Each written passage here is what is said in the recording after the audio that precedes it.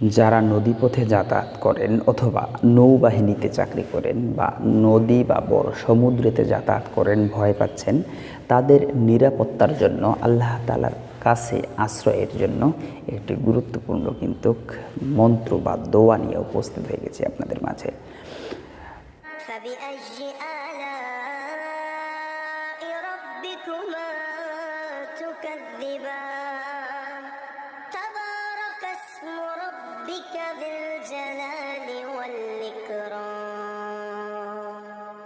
ইন্নাল হামদুলিল্লাহ ওয়াসসালাতু ওয়াসসালামু আলা রাসূলিল্লাহ। কাছে এবং দূরে, দেশে এবং দেশের বাইরে যারা যেখান থেকেই জালালী টিভিতে যুক্ত হচ্ছেন সকলকে জানাচ্ছি আন্তরিক মোবারকবাদ ও অভিনন্দন।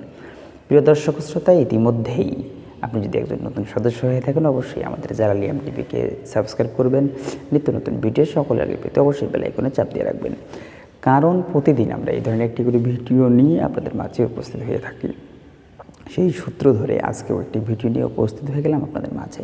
ভিডিওটির বিষয় হচ্ছে নদীপথে, জলপথে যারা যাতায়াত করেন, ভ্রমণ করেন বা সর্বদাই থাকেন, তাদের হেফাজতের জন্য একটি মন্ত্র, একটি দোয়া নিয়ে উপস্থিত হয়ে গেলাম আপনাদের মাঝে। তো স্কিপ করে দেখবেন না, কোনো একটা অংশ বাদ গেলে আপনাদের বুঝতে সমস্যা হবে।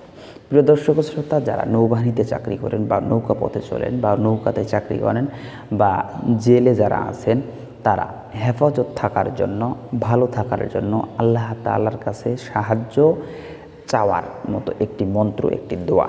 যেই দোয়াটি অনলি 7 বার করে যদি আপনি শরীরের ভিতরে ফু দেন, নদীপথে, জলপথে যত প্রকার আফত বিপদ আছে সমস্ত আফত বিপদ থেকে আপনাকে আল্লাহ হেফাজত করবেন।